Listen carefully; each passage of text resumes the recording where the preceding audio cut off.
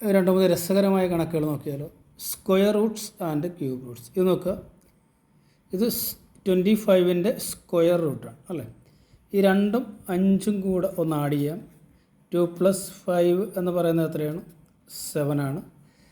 ഈ square root ഈ രണ്ട് ഒന്ന് മൈനസ് ചെയ്താലോ, 7ൽ നിന്നും മൈനസ് ചെയ്താൽ 5 അല്ലേ. 5ൻ്റെ സ്ക്വയർ അല്ലേ 25. രണ്ടാമത്തെ നോക്കുക, 64. 6 + 4 10 അല്ലേ.